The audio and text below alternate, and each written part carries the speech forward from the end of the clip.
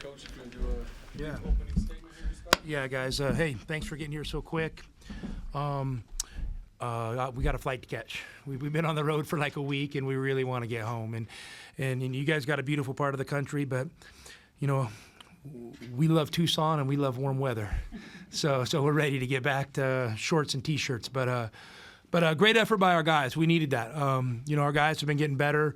Ever since the Bahamas, it's been just kind of figuring it out, for me as a coach, helping them figure it out. And, me, obviously figuring out what we can do better. And then these guys kind of take it upon themselves to, be accountable for doing it on the court. These two guys today, they played amazing.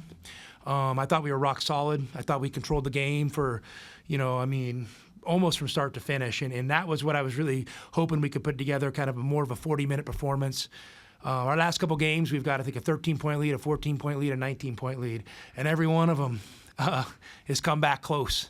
And so we really challenged our guys to kind of keep the gap today. I think number 10 hit those 2 transition threes.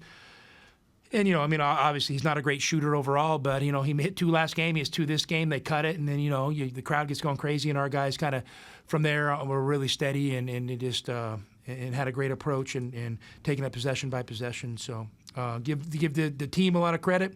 Really proud of them and can't wait to get home. Coach, you guys seemingly got a ton of paint points, cut them up inside pretty good. Anything in particular you did or just work the offense correctly? Well, I think, probably the last thing, work the offense correctly. And, we're we make no bones about it. We're a team that doesn't mind scoring in the paint. We're not trying to shoot 53s. We're a little bit old school. But we moved better this game. These guys, Darren's doing such a good job. Guys, he's done an amazing job in his first year, and I know they've had some crazy injuries, and he's dealt with it. And to be honest with you, their start's been pretty magical. You win some of these close games. You beat an Arizona, you beat a Gonzaga. Who else on that list they beat? Kansas. Are you kidding me? If I was that guy's agent, I'd have 2 more years in that contract right now. So they've got off to an amazing start, and we knew we had to come out and be steady today because we knew they were playing with a lot of confidence. And we had a little more time to prepare this time. Last time we played them was the, third day of 3 games for both teams. And they found a way to come out on top. So we'll feel good about that. Coach, what did you say in the huddle after those 2 threes that cut it to 5 there? Breathe, relax. We're up 6, and it's the old adage. If you told me with however much time left to go in the game, we're up 6. And the ball and a timeout, I'd probably feel pretty good. So let's not get emotional. Let's get tactical and figure out what we got to do. And so the guys did a great job of that. And these guys, they really managed it on their own for the most part. I didn't give them, a ton of crazy structure down the stretch. And, JB was kind of calling the plays. KJ ended up being the point guard a few possessions. And these guys, they made great decisions. For both players, and KJ, you can start with this. Revenge a factor? Did it enter your mind at any point? Definitely we had that chip on our shoulder. We knew coming in from, the past game that we played them in the Bahamas, we knew how gritty they were and how tough of a team they were, but we knew we were a different team. Credit to the coaching staff. They prepared us all week, and we're just a different team. We understand a little bit now about more spacing, and, we're connecting a little bit more. So I think it's just a stepping stone into, our full potential. And you for revenge at all? West Virginia, we knew they were, like he said, gritty team, and, they got some great players. They rebound well, they can shoot it. And so we just knew we had to play different from the Bahamas. We know that wasn't working, that wasn't a formula. So I feel like we're starting to, find the pieces and connect.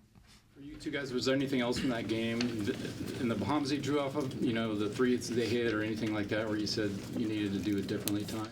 I think we didn't play with a gritty mindset. Down the stretch in the Bahamas, they got some key rebounds, and that was the emphasis going into this game, making sure we boxed out and got big-time rebounds when it mattered, and, controlled the pace and, controlled the paint ultimately. The best thing we did scouting is the guy that made 8 threes and got fouled on 1 didn't play. Like let's be honest. He's a heck of a player, so he didn't play, and he's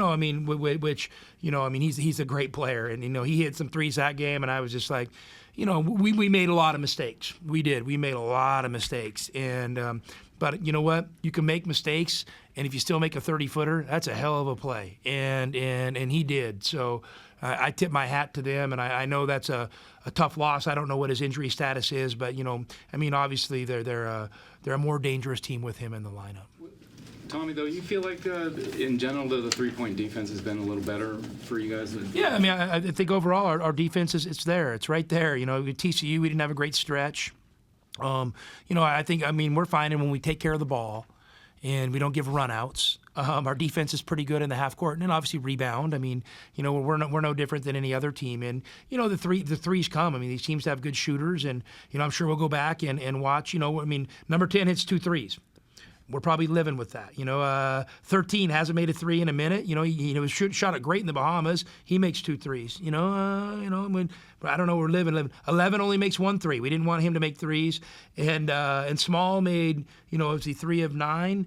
And he made a couple. I mean, I think I would look at some of our coverage, and they could have been a little bit better on him. But he's a heck of a player. I mean, those are great shots. What do Tucson people do when you're snowbound? That waterfront Marriott hotel is really nice.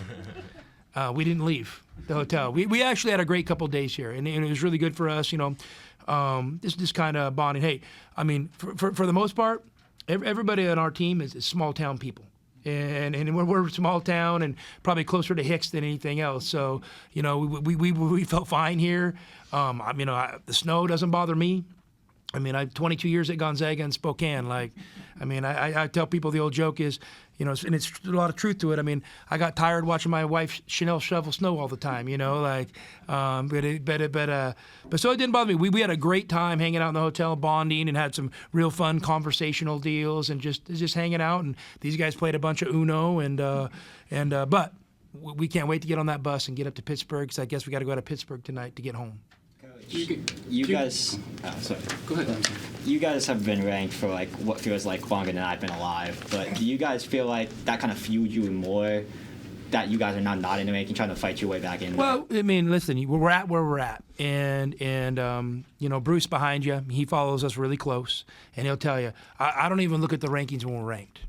And I told these guys, I barely look at the stats. I'm going off feel and where we're at. And obviously, I'm checking things here and there. But the rankings, I don't make too much of them. But, it is different, not being in the top 25. We feel like we're a top 10 program. But you know what? Here's the deal. You got to earn it. There's nothing given in this deal. We lost some close games, and so we got to play better. And so, challenge accepted. Two more questions. For all you guys, really seems like these past couple games, maybe a few now, where wherever Caleb is, you're still able to get it done. Maybe earlier in the season, a little more reliant on his offense. Do you feel like it's spreading out? Yeah, I mean, listen, Caleb obviously didn't have his best day today, and we felt like other guys were playing well, and sometimes it's not diabolical. You put a lineup out there, you give a guy a rest. And if that lineup starts playing really well, you play that lineup a little longer. I mean, it's not rocket science. So, there was no intent to sit Caleb for a long time. Just we subbed Deli in, and he's in with KJ and JB here. And we kind of rotated our bigs, and we played great. And these guys were managing the game, and I felt like the lead was holding steady and growing. So I'm going to ride that out. Hell of a teammate, though. Hell of a teammate. Yeah, he supported us, when he, was on the bench, and I think that's the Caleb that everybody doesn't get to see. So credit to him. He's a great dude. Coach, you've seen West Virginia with and without Tucker. How different are they without him? Well, they're different. They're different. I mean, Tucker is. He's he's just, guys, if you have a guy that can make 30-foot shots, and just what he does really well, he really passes the ball, and he just understands stay switch situations and forcing you to make decisions defensively. And listen, he might not be the best athlete, but he's smart defensively, so he's just a really good player. I mean, they're different without him. I mean, I'm not going to say they're as good a team without him, but here's the deal: they've been winning, and so their coach is doing great work, and he's putting them in the right positions, and he's been doing a great job managing games, picking matchups, and calling the right set, and he's been doing unbelievable, and then giving those guys confidence. Those guys have confidence to make big shots. And some of these guys might not be great shooters, but they're making big shots in big moments. So that's what great coaches do, and he's doing a heck of a job. Thanks, Coach.